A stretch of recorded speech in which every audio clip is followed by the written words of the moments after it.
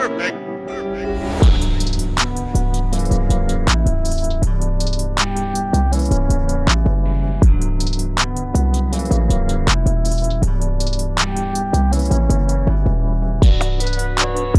What's up, YouTube? This is Matt coming at you from my basement in Indiana. I'm an artist. I go by Bean. This is my third video in the I Do series, and in this video I'm going to be photoshopping a Into the Spiderverse poster. I have one. It's hanging back here on my wall.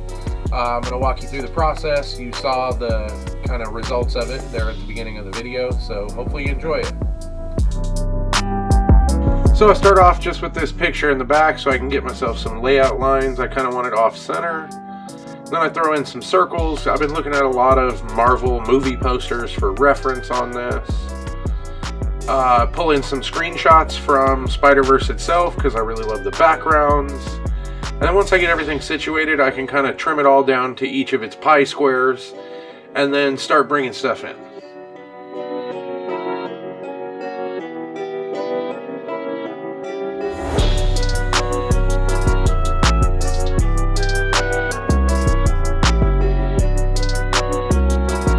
Now that I've got my background, I decide I want kind of a border in between each of those pie squares and my circles. So get a purple border thrown in. I think that looks good. And then I can play around with different backgrounds, different effects. And then I can start bringing my characters in and deciding where they live in this poster.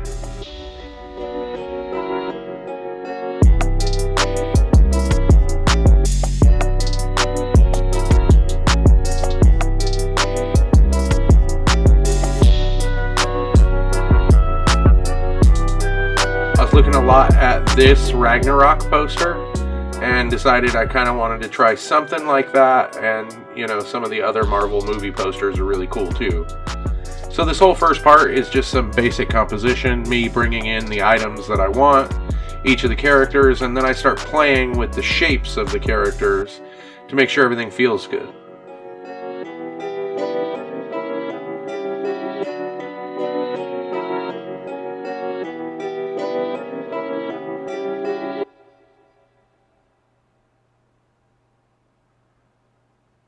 I noticed my bottom slice down there had a train in it. I figured why not try doing some graffiti on the train, so that's me just warping some things and checking how that graffiti works. Try new backgrounds.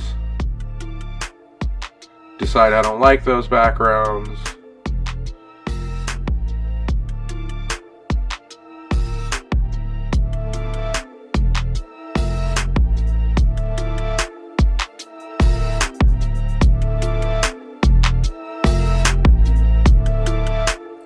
Here's me cutting out this Gwen Stacy, Spider-Gwen, and doing a mask for her. I did so much of this for this poster.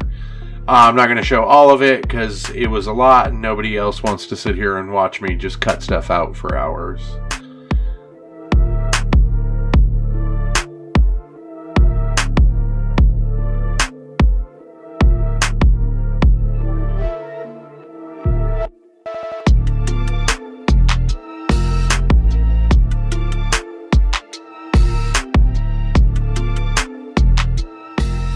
So now I'm bringing in each of my characters. Here you can see Penny Parker, and I just duplicate her, flip it over, and make it all black so she has a shadow on the train. Last thing I do is kind of make that opacity just a little bit lighter so you can see some of the train detail through it.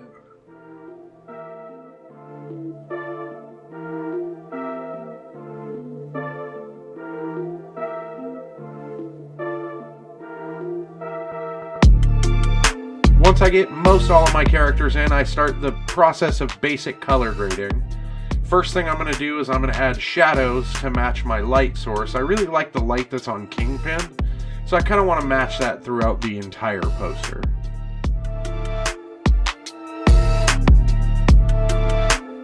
Now you can see some highlights on everybody, just kind of making sure my whites are the right amount of white.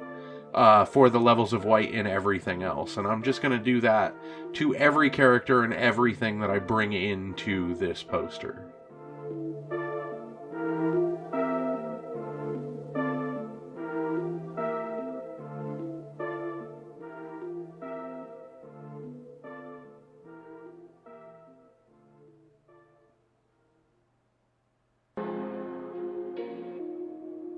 There I decided that Miles was too small and Gwen and Spider-Man were too large. So I just wanted to readjust that and get it looking pretty nice in terms of scale.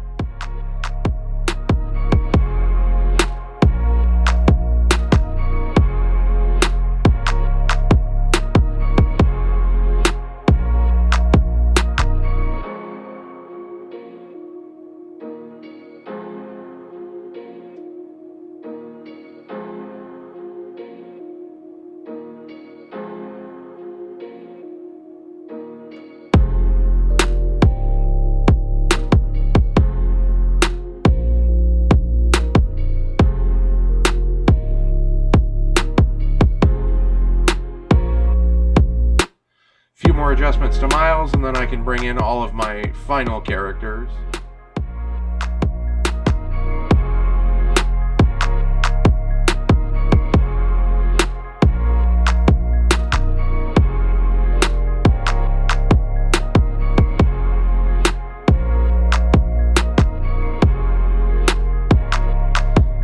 Here I wanted to show you Tombstone because a lot of his body is hanging off and or covered up with stuff.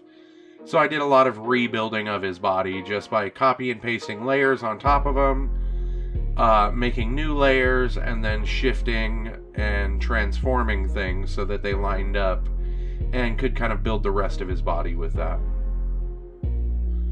At the end I just merge all those layers together and then I've got something that's pretty usable for my character.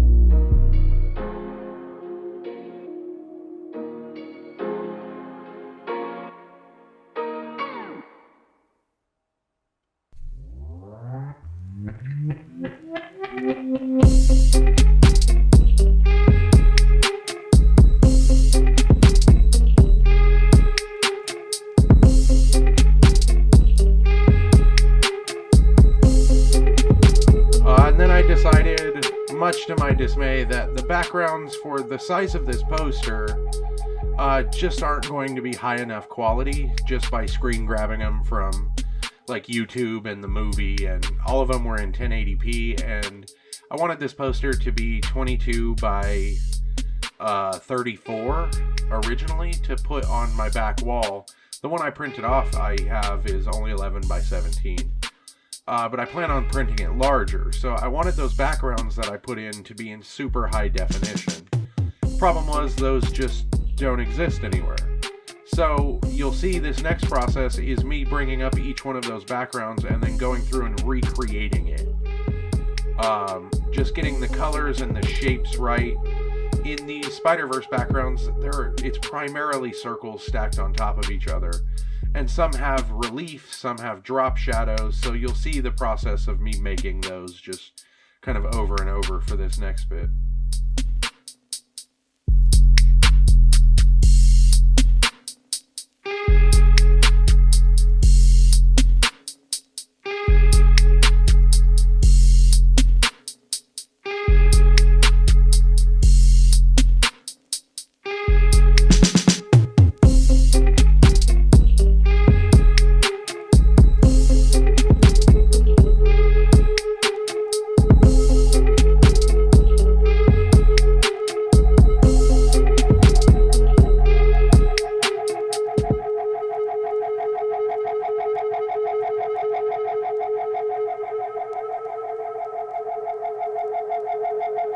Once I get that background done to a place I like it, I can start bringing that in and throwing it on top of some of the old backgrounds that are in here.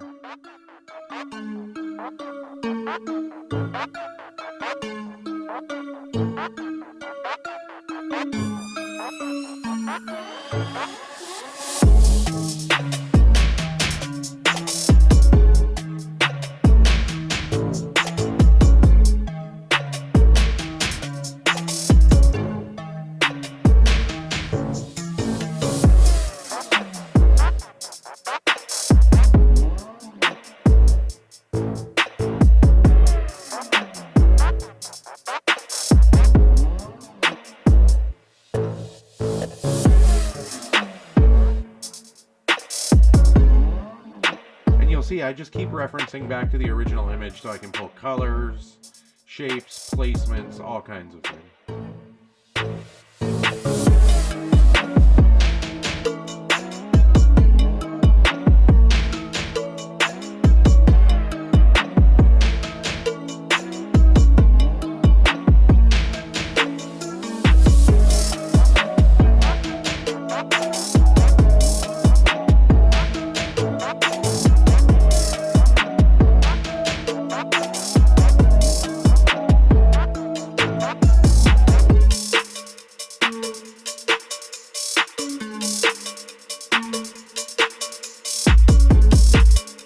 Once I have a few of those backgrounds made, I can then go through and start to blend some of the backgrounds on top of each other, add in more colors, just change things up so that it feels like the Spiderverse reference images I have, but I don't have to go through and painstakingly recreate image by image from a movie that had, millions of dollars.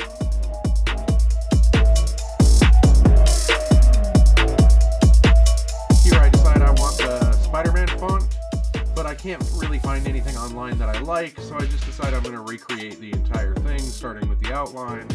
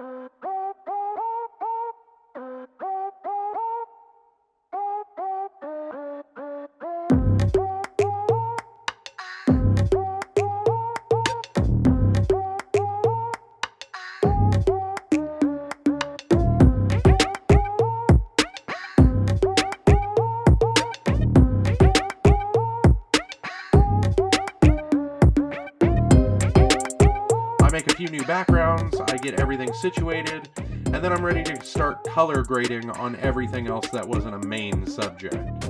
You can see here I do some repairs on Scorpion, and then I just go through and I do hue and saturation layers for everything. And I shift those hue and saturation layers to both my highlight color and then my shadow color. And then I make a mask around them. I invert the mask, and then I can go back and paint on where I want my highlight and where I want my shadow. It's a super simple process once you do it once or twice.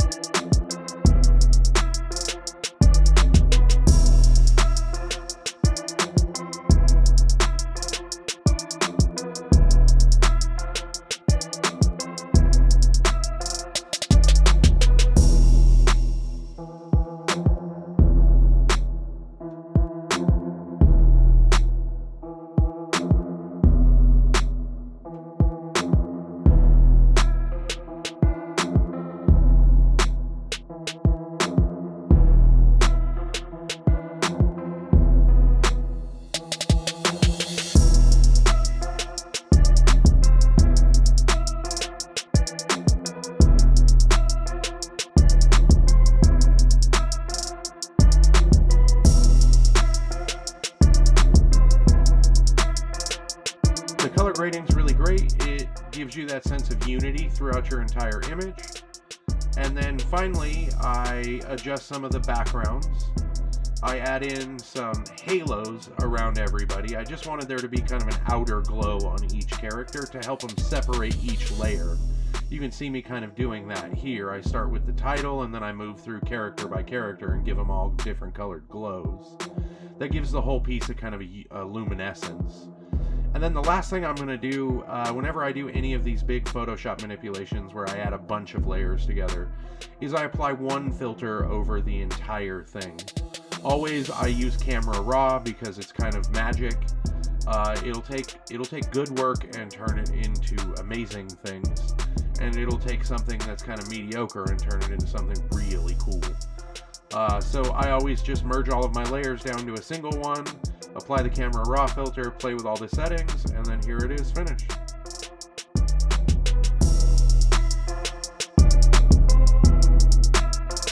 Hope y'all enjoyed the process of making the Spiderverse poster. I should be coming at you with another video.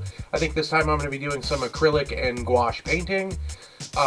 Yeah, make sure you like and subscribe if you haven't yet. Keep notifications on and leave a comment. It all helps out with the YouTube algorithm.